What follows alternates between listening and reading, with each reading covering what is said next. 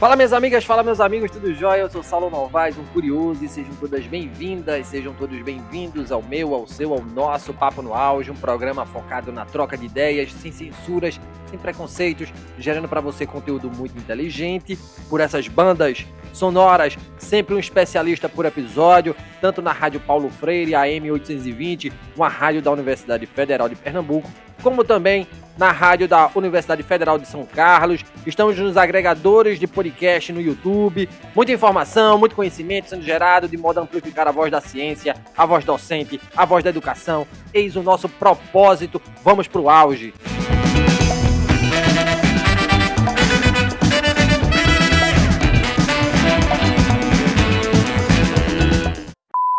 De acordo com os últimos dados do Sebrae, negros representam maioria no comando de empreendimentos no Brasil. No entanto, para o economista Hélio Santos, autor do livro Em Busca de um Caminho para o Brasil, o aumento de empreendedores negros é resultado da precarização do trabalho e do crescimento de camelôs no país. Segundo o teórico, onde há precarização do trabalho, há empreendedores negros. E esse cenário deixa pistas para uma análise mais profunda sobre questões étnico-raciais no campo do trabalho e nas oportunidades de empreender.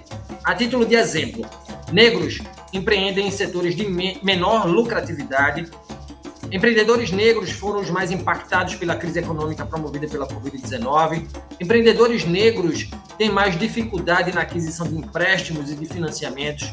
E para falar sobre os donos dos negócios no Brasil, uma vez que são maioria os negros, para falar sobre o ato de empreender praticado por negros, convidamos a este Papo no Auge o professor Fabrício Oliveira. O professor Fabrício é graduado em Marketing e em Administração de Empresas, é CEO da Fowler, marca de roupa masculina e feminina ancorada na cultura suburbana. O professor Fabrício é doutorando em Sistemas de Gestão Sustentável pela Universidade Federal Fluminense. Ele se debruça em pesquisas voltadas ao empreendedorismo, ao afroempreendedorismo, startups e valoração de startups, atuando como docente em nível de graduação e de pós-graduação na plataforma Descomplica. Um grande nome, discutindo uma pauta urgente. E muito bem-vindo, professor Fabrício, ao Papo no Auge. Muito prazer em conhecê-lo. Eu acompanho o seu trabalho nas mídias sociais e sou fã da forma como você se posiciona nelas. Conta pra gente um pouquinho, professor, da sua trajetória profissional. Por que você escolheu a área da gestão? Por que transitar pela vida acadêmica, pela docência? E seja mais uma vez bem-vindo aqui ao Papo no Auge, professor. Pô, valeu, Saulo. Obrigado aí pela introdução, obrigado pelas informações que você passou e pelo fato de ser fã também. Pô, não é fã, né? Nós somos companheiros de batalha aí, né? Companheiros de trajetória. Mas, cara, eu sempre estudei gestão. Eu tive uma sorte, assim, de ter escolhido uma área e não ter saído dela. O que não é problema nenhum também você chegar aos 25, 30 anos de idade e mudar, ver que não deu certo. Só que eu tive sorte de começar numa área e ter gostado e dei continuidade. Só que lá no início, eu tinha vontade de trabalhar em cargos funcionais, né, em empresas. Isso estou falando na minha primeira graduação, que foi marketing, como você disse. Já na minha segunda graduação em ADM, como eu me formei muito cedo, com 20 e poucos anos de idade eu já estava formado, então eu tive a possibilidade de poder fazer mais uma. E aí eu quero ressaltar, porque a gente falou isso no off, e estava falando também de LinkedIn, né? Há uns anos atrás eu fiz uma postagem.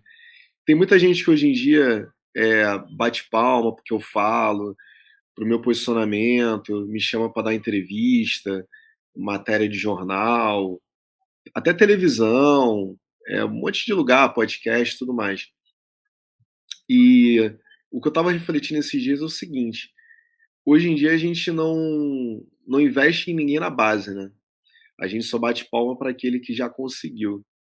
Eu fiz um post provocativo há mais ou menos um ano e pouco atrás, e a gente sabe que o LinkedIn é uma rede um pouco reacionária, assim, né? Meio neoliberal, provocando as pessoas que me seguem, até às vezes que acredita que o meu discurso, que é um discurso de vigor mesmo, mas é um discurso que sempre critica a meritocracia, né?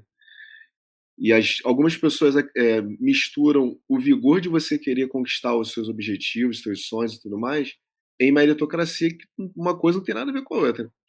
E eu falei assim, ó, todo mundo que bate palma para mim precisa bater palma também para as políticas afirmativas, porque eu sou fruto de uma política afirmativa.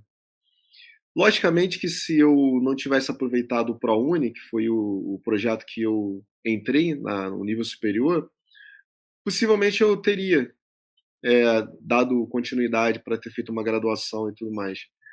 Mas a possibilidade de ter tido o acesso através desse projeto, o que não é menos do que uma obrigação do Estado para conosco, pessoas pretas, periféricas, suburbanas, faveladas, que trabalhamos durante mais de 300 anos, usando a nossa mão de obra, sem o mínimo de remuneração, você dá 10%, você dá 50% de cota, ou você dá um projeto de política afirmativa, é o mínimo. Então eu falo para essas pessoas assim, batam palma para mim, mas batam palma para o ProUni também. Defendam o ProUni, defendam projetos como o próprio Enem, porque a gente nunca viu nos últimos 10 anos tantas pessoas pretas, suburbanas, periféricas, circularem em graduações em nível superior. E a gente tem que estar alerta e vigilante, porque é um tipo de ação que está em ataque hoje em dia. Então, eu estava até criticando, eu repostei um comentário que eu fiz num deputado do Sul, do Partido Novo, ele atacando as cotas, dizendo que as cotas elas eram uma discriminação. Ou seja, ou essa pessoa ela leu o projeto e não entendeu nada, ou ela só tem má fé mesmo, né? Então a gente tem que estar vigilante. As cotas, os projetos afirmativos, eles são uma vitória civilizatória nossa. E queria começar ressaltando essa importância que eu sempre dou nas minhas falas assim. Bacana, professor. Seguindo aqui o nosso roteiro, eu gosto muito do conceito, tá? Eu gosto muito dessa abstração, de poder abstrair, né? Eu acho muito bacana. E isso a ciência nos proporciona, né? Enfim. O que é que viria a ser empreendedorismo para você? Há diferenças entre o empreender promovido pela XP e o empreender da vida real, ou seja, da maioria do povo brasileiro que empreende para subsistir? Vou entrar no conceito e vou completar assim como é que o empreendedorismo ele surge na minha vida. Eu nunca tive referência empreendedora na família. A única referência que eu tive tinha sido meu irmão que abriu uma empresa há uns anos atrás e acabou quebrando a empresa e usou o nome da minha mãe, então a gente tinha um trauma lá do que era empreender. Quando eu falei para minha mãe, ó, eu quero fazer ADM, ela falou assim, pô, mas ADM não é uma faculdade para quem tem pai com empresa? Eu falei, não, não é, mas eu entendo a senhora, né, nesse senso comum, porque é mais ou menos isso. E quando eu comecei essa graduação de ADM, eu conheci um camarada que fazia comigo a graduação, que tinha empresa. Ele tinha uma sapataria, na verdade, no Downtown. E aí, enquanto a gente estava buscando ali estágio para ganhar, sei lá, 500, 300, 200 reais, e ele faturava milhares por semana. Eu falei, caramba, que atividade é essa engraçada, né? A gente está aqui sufocado, o cara fatura milhares. Logicamente que não foi a questão financeira que me chamou a atenção, mas a liberdade de você fazer o seu próprio processo, a liberdade de você ter o seu próprio horário, a liberdade de você criar o seu próprio produto, a liberdade de você ter autonomia de você ditar o rumo da sua empresa e não você entrar dentro de um processo pré-feito. Então aquilo dali me chamou a atenção. E o empreendedorismo, já entrando no conceito, é isso. É você ser um fazedor de coisas, né? O empreendedor não necessariamente é aquela pessoa que tem um CNPJ. O empreendedor ele pode ser o cara que é autônomo, que é o camelô, é o cara que vende um doce na praia, que vende água na praia. E eu vou falar para você, Saulo, essa é a maioria da característica dos empreendedores brasileiros. Tem dados do Sebrae que falam que mais de 98% das empresas abertas no Brasil são micro e pequenas empresas. Então, a gente não está falando de empresas que faturam milhares e milhões por ano. Está falando das pessoas que não têm um espaço no mercado de trabalho e acabam utilizando o empreendedorismo como uma forma de subsistir. Daí, já entrando no empreendedorismo preto, e aí no futuro eu quero um pouco subverter essa lógica até do termo empreendedorismo. Mas eu vou botar um disclaimer aqui e depois eu entro nesse assunto.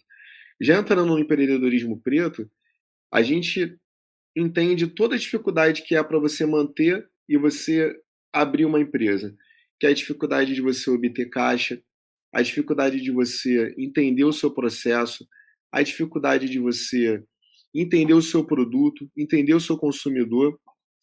Soma essas dificuldades que são inerentes a qualquer negócio, que são dificuldades estruturais e do negócio em si, há uma dificuldade que o empreendedor preto tem no que tange ao racismo estrutural embutido nesse negócio dele. Beleza? E aí você vai pensar o seguinte: poxa, Fabrício, mas o que tem a ver o racismo estrutural na vida de um empreendedor?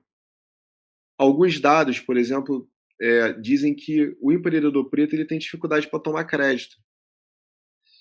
Ele, quando chega num banco, quando chega num local de financiamento, ele não tem a condição de tomar crédito porque 30% dos empreendedores pretos têm seu crédito negado sem nenhum tipo de explicação.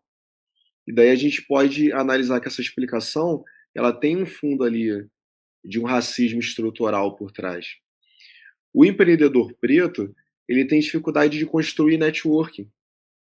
Para pensar, se eu nasci, por exemplo, na Baixada Fluminense, eu vou conviver com pessoas que não têm, por exemplo, como me linkar a muitas oportunidades.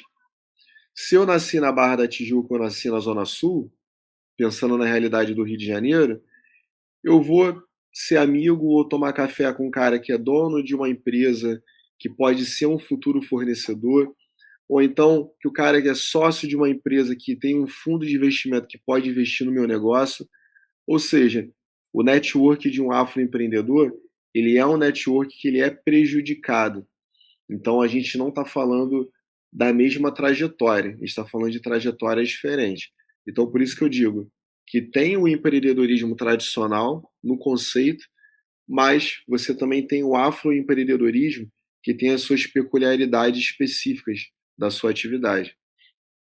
Nesse sentido, professor, que o senhor expôs na sua fala anterior, por que é importante a gente discutir, então, e fortalecer o empreendedorismo praticado por pretos e pardos?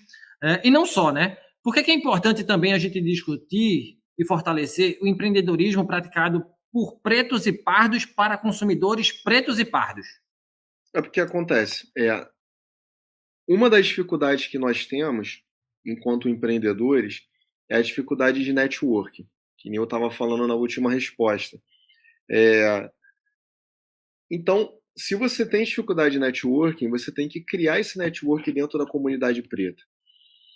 E criar esse network dentro da comunidade preta, ao meu entender, é muito uma questão de mentalidade e de decolonização também, fazendo uma citação aí de Frantz Fanon. A gente tem que entender que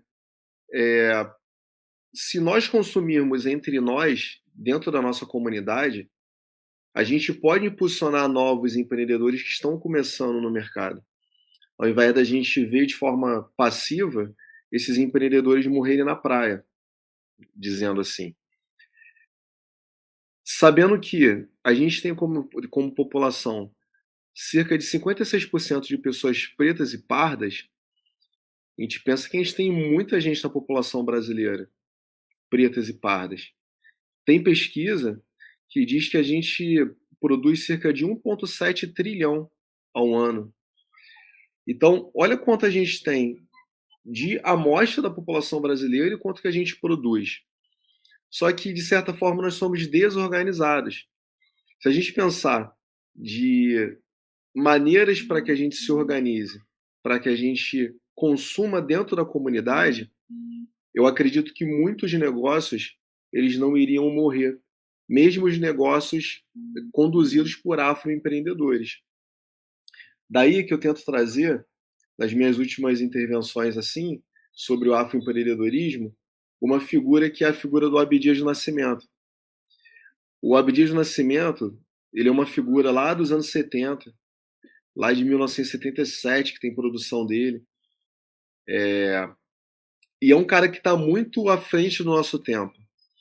Eu trouxe ele para minha tese também, o Abdias, e eu estava lendo uma intervenção que ele faz que se chama quilombismo. O quilombismo, ele responde a sua pergunta em 2022, em algo que ele escreveu lá em 77. O que ele diz? Ele diz que, primeiro ele fala que na criação de um Estado panafricanista e de uma sociedade quilombista.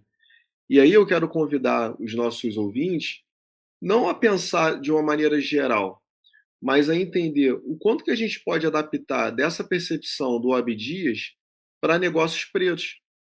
Logicamente, a gente não vai conseguir transformar a sociedade brasileira numa sociedade quilombista, mas a gente pode pegar vários ensinamentos, dos 16 ensinamentos que o Abdias coloca lá na declaração do quilombismo dele, tentando entender o que a gente pode traduzir de importante para o afroempreendedorismo do século XXI. Então, o Abdias ele fala ali, por exemplo, da gente criar uma reserva de capital para. Isso estou falando de 77. Uma reserva de capital para que a gente mantenha ali as ações quilombistas da nossa comunidade. Ele fala em você privilegiar o consumo de dentro da comunidade. Ele fala em você não ter separação entre gêneros, homens e mulheres teriam a mesma equiparidade de ações e de divisões de trabalho. Poxa, olha, a gente está falando de coisas que hoje em dia a gente fala sobre a sigla ESG, mas o Abdias está falando em 77. Abdias fala, se eu não me engano, no 14º mandamento desses 16 que ele fala sobre quilombismo, em ações respeitando o meio ambiente. Caramba, ações respeitando o meio ambiente. Está falando também de social, de governança, do ambiente relacionado ao ESG. Ou seja, a gente tem muito a aprender sobre o quilombismo do Abdias do Nascimento implantando em afroempreendimentos. Ele fala sobre o comunalismo africano. A lógica que hoje em dia a gente acoplada do empreendedorismo brasileiro é uma lógica muito capitalista, é uma lógica de competição, é uma lógica em que eu preciso derrubar o meu concorrente para poder chegar numa posição de privilégio. E o comunalismo africano não fala sobre isso. Ele fala sobre um projeto comunitário, um projeto onde todo mundo ganha, onde todo mundo tem seu espaço, onde todo mundo tem voz. E eu acredito que, daí eu acho que a minha função dos próximos anos, a nível acadêmico, é o que? É trazer essas percepções de sociedades africanas passadas para o que a gente pode utilizar no afroempreendedorismo atual. Eu acho que a gente usou muito do Ocidente para tentar entender o que é o afroempreendedorismo. E isso é incorreto, ao meu ver. Porque a gente tenta emular até, de repente, certos vícios que o Ocidente traz para dentro da comunidade preta. E, sem querer, a gente acaba cometendo também atos de discriminação para dentro da comunidade, atos de competição para dentro da comunidade, uma vez que eu acredito que a gente deveria trabalhar ações que sejam comunitárias, ações que privilegiam o benefício do grupo, da comunidade, ao invés de tentar encaixar numa lógica capitalista. Isso é o meu ponto de vista. É lógico que, assim, o professor Silva Almeida, quando ele foi no Roda Viva, e ele foi muito citado e tal, e uma das perguntas foi que a comunidade preta não pensava igual. e tinha uma desorganização.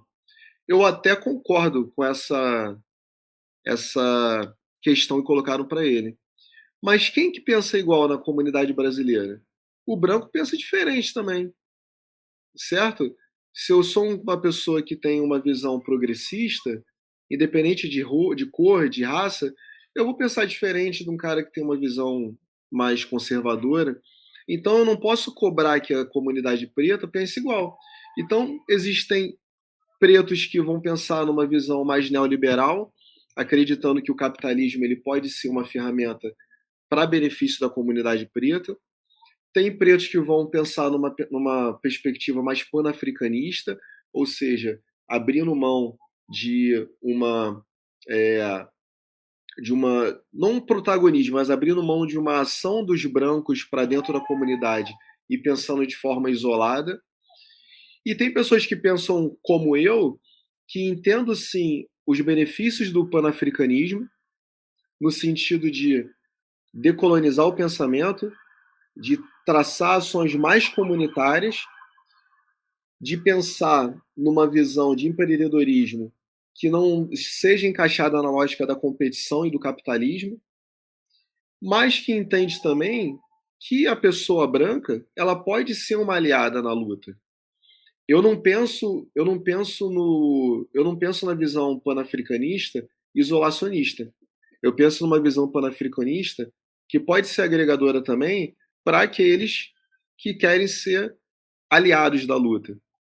Até porque, Saulo, se a gente for nos reduzir à comunidade preta, a gente vai perder muita oportunidade.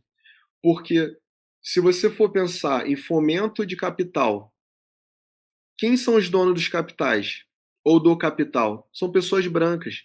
Então, se a gente for entrar numa de não quero que pessoas brancas se envolvam dentro da ação panafricanista, comunalista, no desenvolvimento do meu afroempreendedorismo aqui comunitário.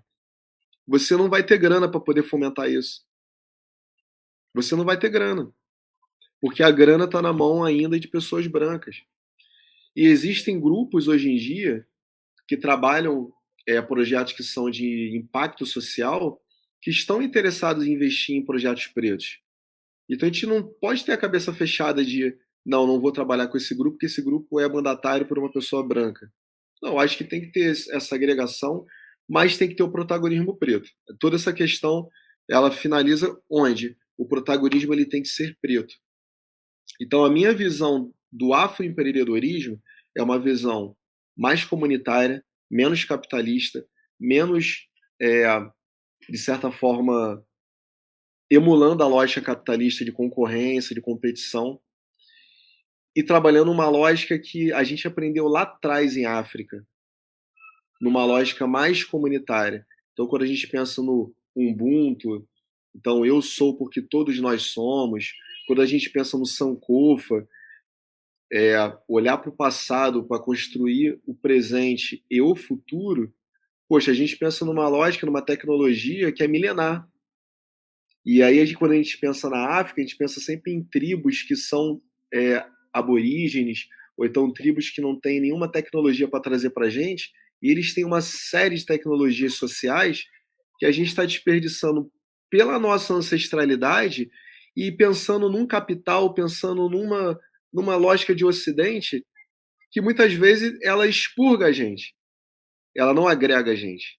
Então, ao meu ver, o meu trabalho, até pensando em ciência, o pós-doc, produções futuras, é tentar trazer essa ancestralidade africana para uma lógica do afroempreendedorismo. Até no sentido de mudar esse termo. Lembra que eu falei para você, numa fala anterior, que eu ia entrar nesse assunto? Eu não gosto desse termo empreendedorismo. Eu acho que o que a gente faz é outra coisa. Tem até uma autora que eu não vou lembrar o nome, mas depois eu te mando a referência, que ela fala em empreendetorismo, como se fosse algo diferente, entendeu? Porque o que a gente faz é algo diferente. O termo empreendedorismo ele é muito raptado. Ele é muito raptado por uma lógica neoliberal. Tanto que você chama de empreendedor um camarada que não tem direitos trabalhistas, um camarada que faz uma renda de fome, um camarada que não tem benefícios, que arca com seus próprios custos, que anda com uma bolsa nas costas entregando comida, e tu chama esse cara de empreendedor. Ou então, você pega essa maioria que você introduziu na nossa fala, de pessoas que estão empreendendo por subsistência, e fala que ele é um empreendedor, para tirar a responsabilidade do Estado em fomentar uma qualidade de vida para essa população. É uma estratégia você virar e falar assim: não, pois, agora nós temos colaboradores empreendedores, onde a gente não precisa assinar carteira, ele vai ter um contrato de MEI aqui com a empresa da gente. E daí ele tem menos benefícios, ele tem. Muitas vezes ele não colabora para uma previdência privada, ele não tem previdência pública, se ele não se organizar. Isso não pode ser considerado como um empreendedorismo, com todo esse glamour que o sistema tenta trazer para a gente. Ele é outra coisa. Então, acho que se a gente trabalhar ali muitas simbologias que as tecnologias africanas antigas elas têm para trazer para a gente consegue traçar um novo rumo para o que é o afroempreendedorismo no Brasil. Eu acredito que você não tenha ouvido ninguém falar sobre isso nos últimos anos, porque a gente tenta se encaixar numa lógica capitalista. Não, a gente tem que fomentar, a gente tem que estar na bolsa de valores, a gente tem que estar nos fundos de investimento, a gente tem que estar competitivo, a gente tem que colocar CEOs pretos em empresas multinacionais. A gente sempre se encaixar, mas nunca criar uma realidade nossa. Eu acho que nós, como sociedade, temos como criar uma realidade nossa, utilizando ferramentais antigos da nossa ancestralidade. Professor Fabrício, e em cima disso, minha próxima pergunta é: suponhamos duas pessoas, uma branca e uma negra, duas pessoas empreendedoras de sucesso e financeiramente estáveis. Aos olhos da sociedade, essas pessoas elas são iguais? Qual é a garantia de que igualdade social e econômica mitiga o racismo, sobretudo em países como o Brasil? Há uma falácia de acreditar que você trabalhar na questão econômica, você vai mitigar ou você vai acabar com o racismo. Isso é mentira. Eu sempre cito uma autora chamada Camara Jones, que em 2002 ela escreveu um artigo chamado Confrontando o Racismo Institucional. E ela construiu um quadro que fala de 3 tipos de racismo. Então ela fala numa primeira esfera ali de racismo, que é o racismo interiorizado, né? É um racismo que você tem por sentimento.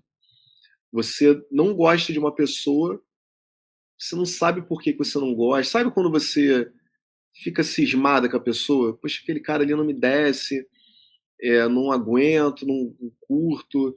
Aí você responde ele meio de lado, meio atravessado. Esse é o racismo interiorizado, porque essa pessoa ela foi ensinada a vida dela toda, talvez na família dela, de que pessoas pretas elas são pessoas que não são confiáveis, são pessoas que não são bem-vindas. Então ela tem interiorizado ali dentro do âmago dela que alguma coisa ali ela não gosta e tá ali, no sentimento dela. E ela fala também no racismo interpessoal. Esse racismo interpessoal, ele já extrapola o sentimento, porque você externaliza isso. Aí você já passa a tratar mal as pessoas por conta da cor da pele dela. Tem uma outra vertente que ela chama de racismo institucional. Você pega esse interpessoal e esse interno e você, de forma direta ou indireta, intencional ou intencional, e você cria políticas que vão prejudicar pessoas pretas. Um exemplo, eu sou um cara que eu sou um gerente de RH de uma empresa de grande porte e eu coloco como norma na minha empresa que eu só pago uma passagem. Eu só pago uma passagem. E aí quando você faz um recorte de quem que habita nas áreas periféricas e suburbanas, longe dos centros, você acaba se deparando com mais 67% de população pobre são pretos. E quando você coloca uma norma interna e institucional da sua empresa que você não paga a passagem, você, querendo ou não querendo, você está fazendo com que pessoas pretas não tenham acesso à sua empresa. Se você coloca uma norma em que você não pode na sua empresa usar cabelo afro, mesmo sem dizer o termo afro, você está fazendo com que pessoas pretas não tenham a possibilidade de trabalhar na sua empresa. Então você está criando normas racistas para que você institucionalize o racismo. Eu fiz um artigo, eu tentei submeter, aí fui negado, tá naquele trâmite que você conhece todo, né? Eu vou agora para um congresso no final desse mês, agora para tentar submeter e aproveitar uns fast tracks aí para colocar o meu artigo. Mas é um artigo bom mas também eu subi muito sarrafo, né? Eu coloquei para revistas com um fator de impacto muito alto, revistas gringas. Os caras falam, pô, tá muito bom o teu artigo, mas, pô, revistas europeias, cara. E tu fala de racismo para revistas europeias, os caras às vezes não gostam muito, entendeu? Então eu falei, deixa eu tentar submeter para algumas revistas boas, mais aqui brasileiras, ou então que a gente chama ali na Iberoamérica, né? Que são aquelas revistas de línguas hispânicas, portuguesas e tal. Que eu tive que entrevistar empreendedores pretos e eu entrevistei o mestre Pulmão, que é um mestre de capoeira que hoje está em Belgrado e ele trabalhou numa empresa aqui, num colégio aqui no Rio de Janeiro. Ele foi uma das primeiras pessoas a colocar a capoeira dentro dos colégios. Não tinha capoeira nos colégios. E daí uma diretora virou para ele e falou assim, bacana, coloca a capoeira, mas não traz esses seus amigos pretos aqui não. Com essas palavras, assim, porque as pessoas aqui não gostam desse tipo de gente, os pais e tal. Um colégio de nível alto e tal, um colégio caro. Essa é a representação do racismo institucional, misturado com o interpessoal, porque ela extrapolou, externalizou, e misturado com o racismo interiorizado. Então a Camara Jones ela fala dessas três vertentes. Quando a gente fala, por exemplo, que o cara vai ganhar dinheiro, o cara vai deixar de ser discriminado, ou que ele tem uma equiparidade só porque ele tem a mesma quantidade de grana de uma pessoa branca, ou ele chegou no mesmo patamar, você está desconsiderando todas as outras camadas de racismo que tem na sociedade brasileira. Eu, por exemplo, se eu estiver andando com um carro importado, mesmo que o carro seja meu e eu for parado numa blitz, muito possivelmente eu vou ser indagado por diversas vezes por que eu tenho aquele carro ali. Por mais que dentro da norma eu esteja com a documentação correta, tudo direitinho, pneu, tudo certo, mas interiorizado na cabeça daquele ente do Estado, que ele foi ensinado daquele jeito, e muitos são pretos e pardos também, para você ver como é que o racismo ele não tem divisão, ele está dentro da nossa trama cultural, de que aquele carro ali ele tem alguma coisa de errado eu estar andando naquele carro ali. Então, não importa o fato de eu ter dinheiro ou não. Ele vai continuar sendo discriminado. Eu não lembro o nome de um cientista, ele é muito conhecido também, que ele veio fazer um congresso aqui no Brasil, um cientista de dread, e ele era a atração principal do evento aqui em São Paulo, Rio de Janeiro. Ele foi barrado na porta do evento. Então, você concorda comigo que não importa o quanto de grana você tem, você ainda vai ser julgado pelo tom da sua pele.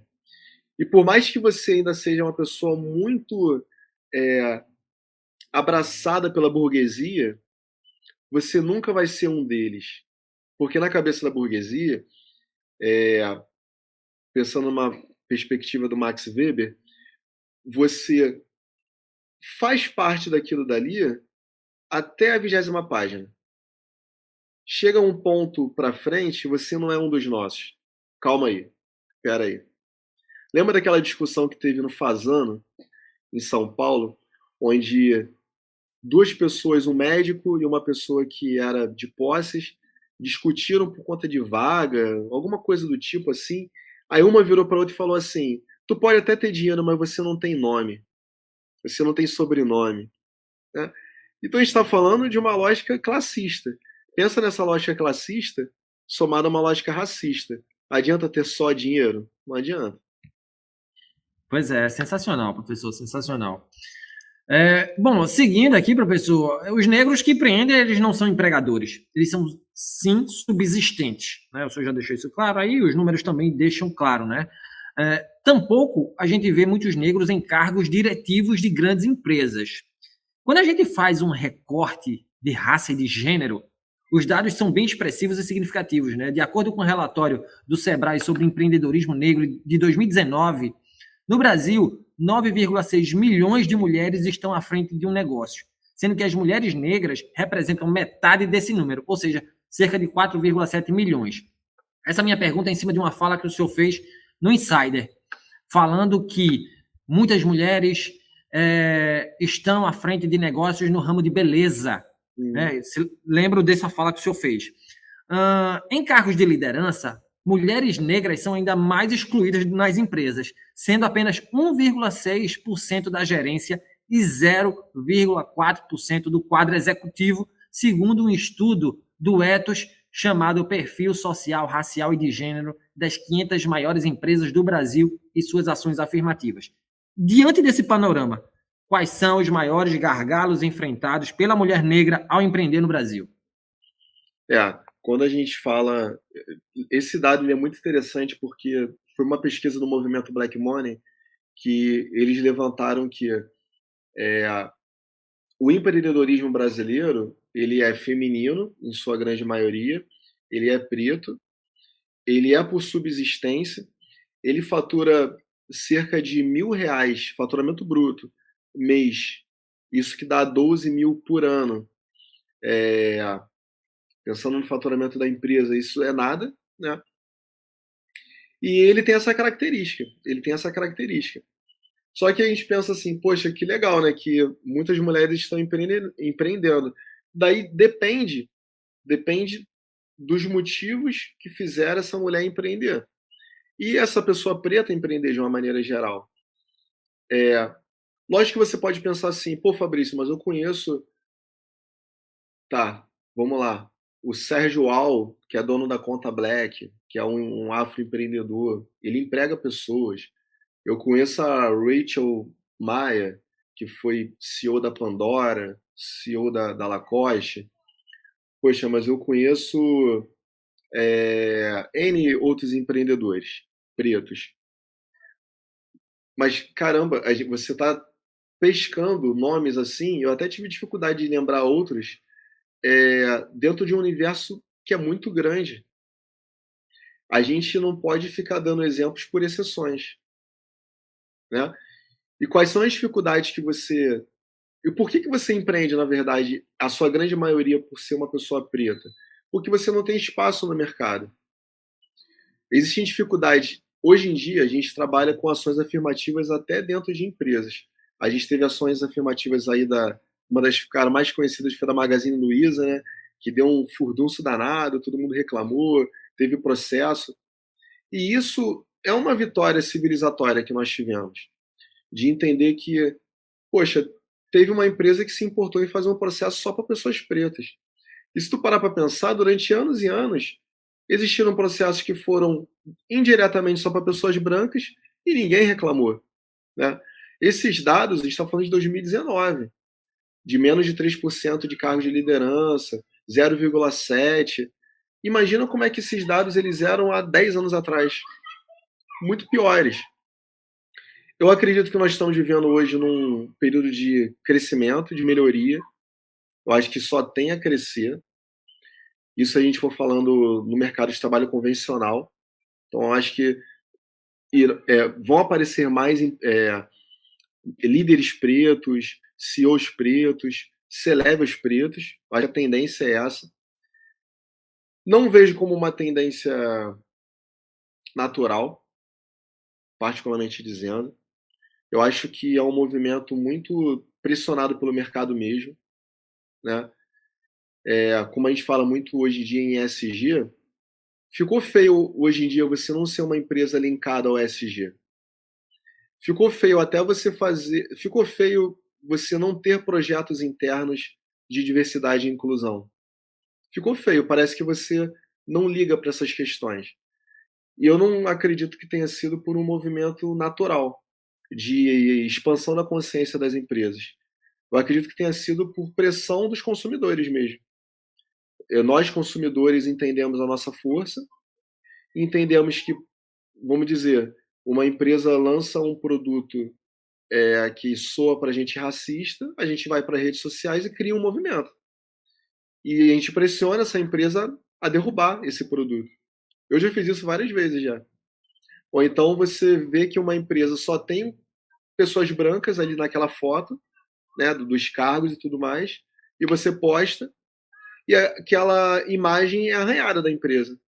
E as pessoas começam a cobrar. Cadê as pessoas pretas nessa empresa? Por que não tem diversidade? Como é que isso acontece? Então, não vejo como natural, eu vejo como pressão social, mas antes por pressão do que não existir. Então, acredito sim que.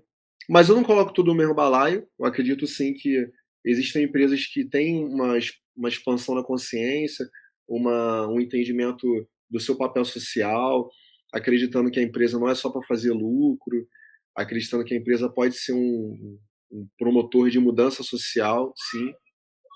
E eu vejo como positivo.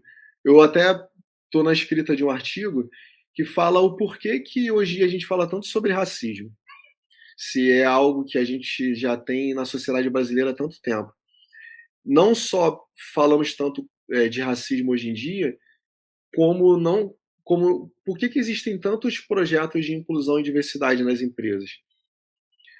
A minha a minha hipótese, assim por dizer, tiveram alguns eventos dos últimos 5 anos para cá. Um evento muito importante foi a Covid, que escancarou para a gente a desigualdade social. Então, algumas pessoas perceberam: caramba, pessoas pretas e pobres morreram mais, tiveram mais dificuldade. Esse negócio existe mesmo, né? Por mais que a gente já soubesse que existisse. Um outro ponto também foi o crescimento do movimento Black Lives Matter. Todo mundo ficou na boca de todo mundo, né? Todo mundo soube o que é o movimento Black Lives Matter. E é um movimento de 2013, para você ver como é que o movimento ele é antigo.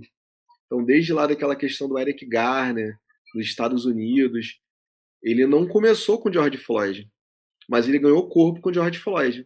E foi em 2019, a morte de George Floyd. E aquela morte, aquele tipo de morte, ele acontece há anos já. Quantos George Floyd existiram? Mas foi preciso que uma pessoa tenha filmado e tenha passado pelo mundo todo. Isso chocou as pessoas. E um outro ponto também que eu acho importante, que muitas pessoas não falaram, em 2018 o lançamento do Black Panther, do filme Black Panther. Porque ele trouxe para o imaginário coletivo, através de uma cultura pop, possibilidade da gente ver a nossa negritude sem ser por uma perspectiva de subserviência, por uma perspectiva de afrofuturismo, de gestão do conhecimento. A gente tem ali um rei, né, que é um rei que é detentor de um conhecimento, que ele é detentor ali de um metal que muita gente não tinha, uma riqueza que muitos não tinham, e que aquela imagem da África que era totalmente tribal, ela era subvertida por uma África tecnológica, como se o filme nos desse um convite para falar assim: imaginemos que a África não tivesse sido roubada durante anos e anos e anos e pudesse aproveitar todo o potencial de tecnologia ancestral e de conhecimento, e com grana e com dinheiro. O que a gente teria de potencial? Seria uma Wakanda, na verdade. Então, por mais que a gente estivesse falando numa ficção, em algo que não era real, mas alimentou a cabeça de várias pessoas em perceber como é que a gente pode pensar um futuro sem estar amarrado num ethos ocidental, mas numa cosmovisão africana. Então isso foi muito bonito. Esses 3 eventos, eu acredito que ajudou com que hoje em dia a gente pudesse falar mais sobre racismo. Eu acho que o lance do George Floyd, a Covid-19, o Black Panther, toda essa discussão sobre afrofuturismo, ela fez com que as pessoas trouxessem a temática racial para dentro das mesas de bares, para discussões nas rodas de amigos, para dentro das empresas.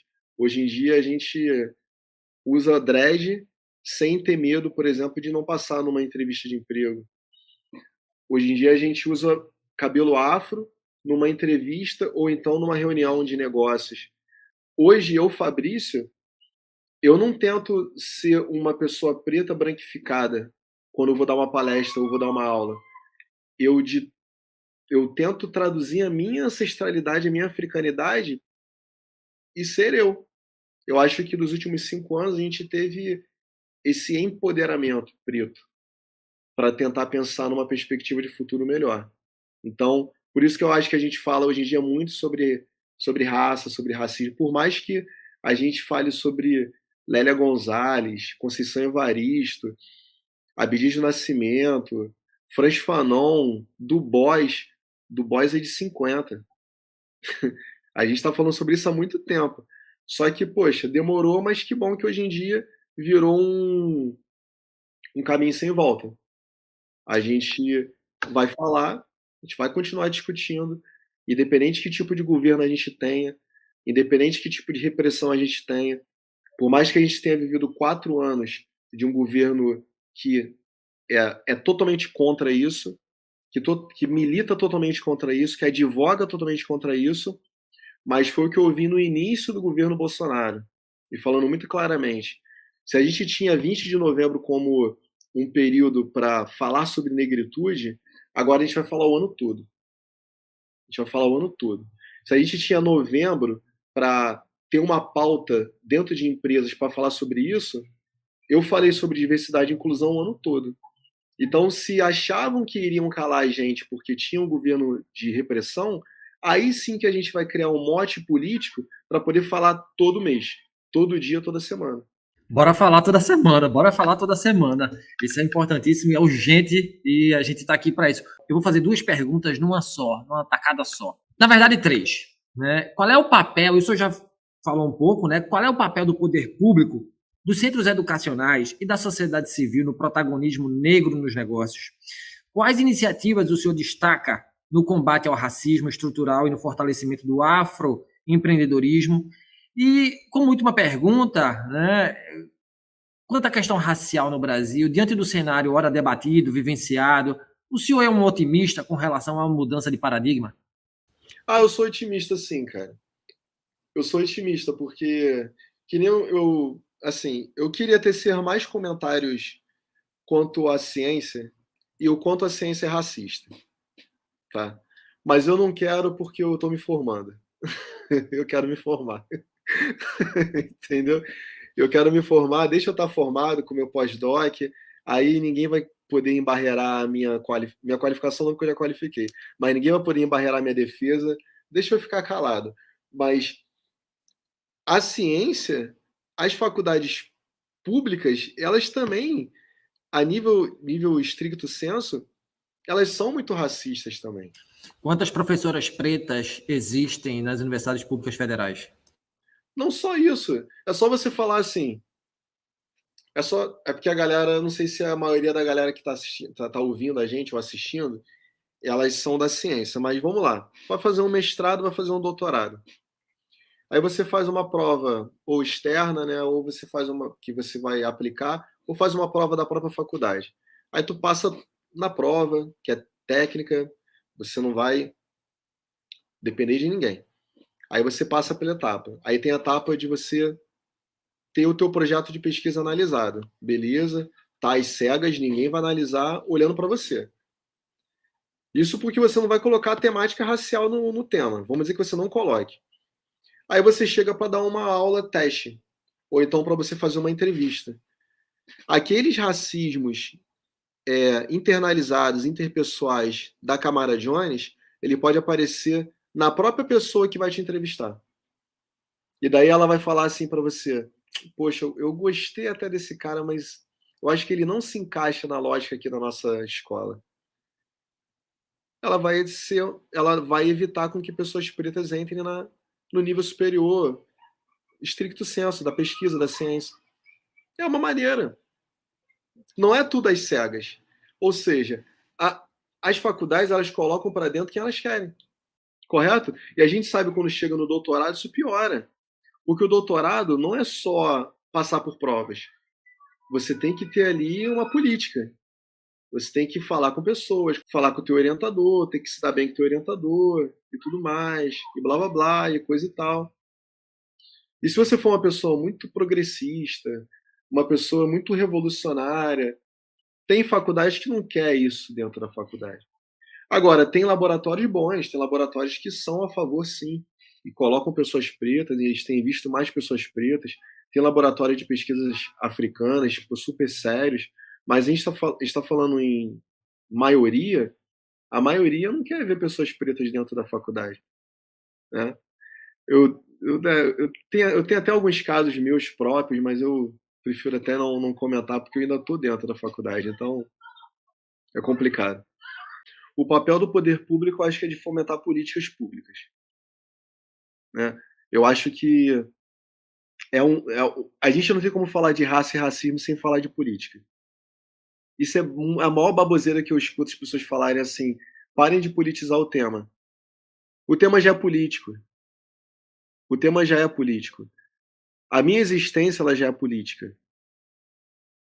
O ato de eu estar falando sobre isso agora aqui e de eu ter mudado até a minha tese de doutorado, racializando ela, porque ela não era racializada no início, é um ato político também, certo? Então, não adianta nada a gente estar debatendo raça, racismo e diversidade e inclusão se a gente não tem representação na Câmara, se a gente não tem representação no Senado, se a gente não tem um partido majoritariamente preto. Porque, como a Sueli Carneiro fala, entre esquerda e direita, eu continuo sendo preto. Tá? Porque, independente de esquerda e direita, os dois ainda, da sua maneira, em certas proporções diferentes, advogam muitas vezes contra a população preta. Então, entre esquerda e direita, eu continuo sendo preto. A gente ainda precisa ter um mote político muito mais forte para a população preta no Brasil. A gente precisa de representantes. Eu ainda almejo ver em vida um presidenciável competitivo preto. Um presidenciável competitivo preto. Né? Não é um token, não. Não é um cara que vai advogar a favor de pautas que, por trás dos panos, vão contra a nossa existência, mas que só pela imagem ali de ser uma pessoa preta, não.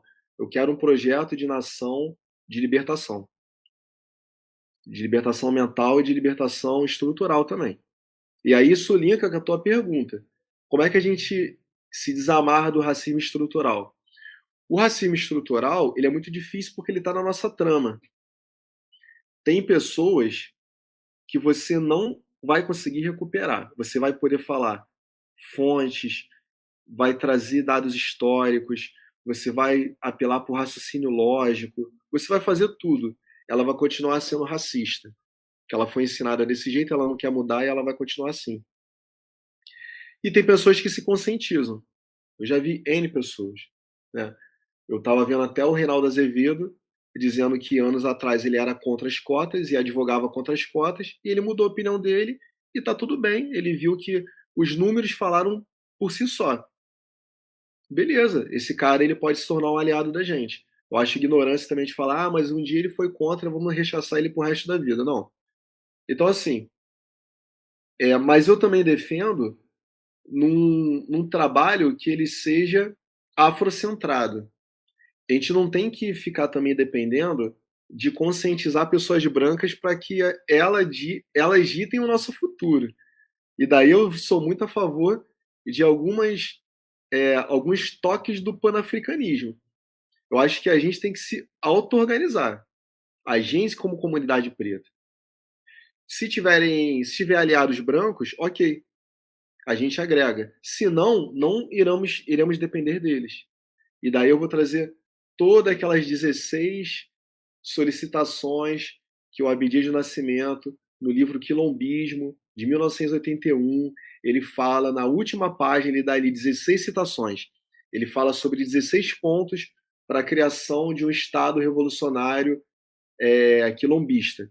Então você pega aqui, galera, pega essas 16 citações, leiam, vejam o que vai ser importante para dentro da comunidade preta e vamos implantar.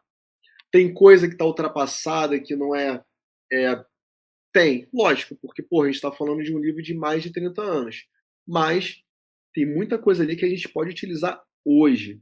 E fazer como o Brizola falava, uma pitada revolucionária na brincadeira. Não adianta nada a gente também querer se encaixar numa lógica capitalista e manter as coisas do jeito que estão. Porque se a gente não mudar a estrutura, esse bate-papo que a gente vai estar tendo aqui, ele vai ser o mesmo daqui a 10 anos, daqui a 20, 30. A gente tem que mudar a estrutura, tem que mudar a lógica.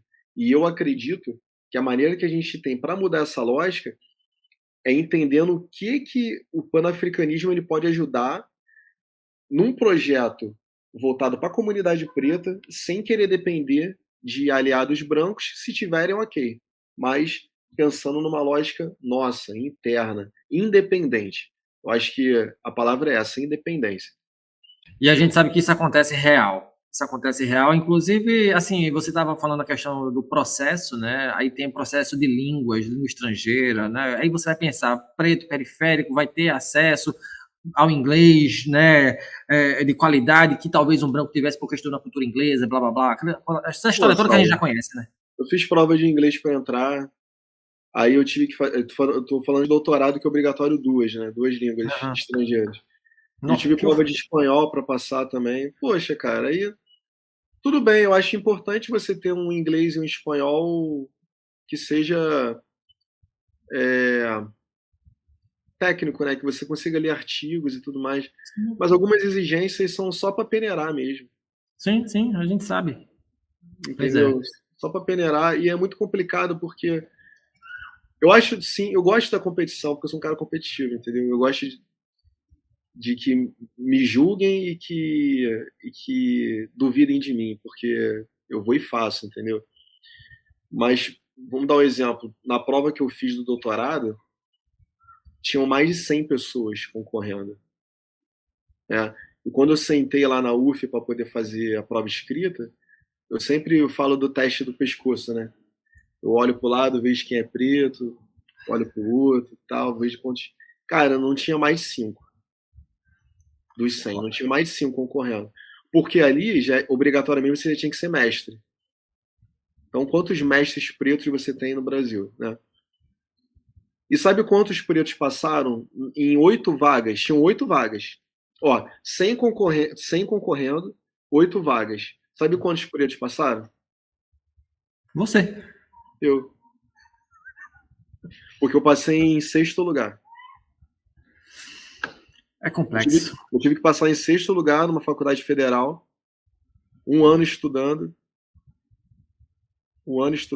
muito.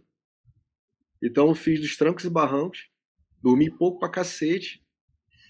Foi 1 ano que eu dormi 4 horas por dia, que eu estava de manhã e de madrugada. Mas eu fui lá e provei que eu podia gabaritar quase tudo, entendeu? Quer me testar, a gente brinca também. Mas não deveria ser assim. Sim. Acho que deveria ter uma equidade maior, né?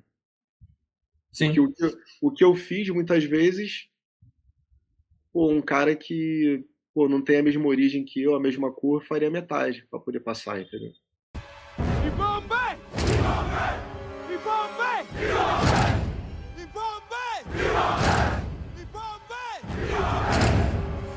Professor, eu queria muito lhe agradecer. Eu tenho certeza. A sua voz ela é muito necessária.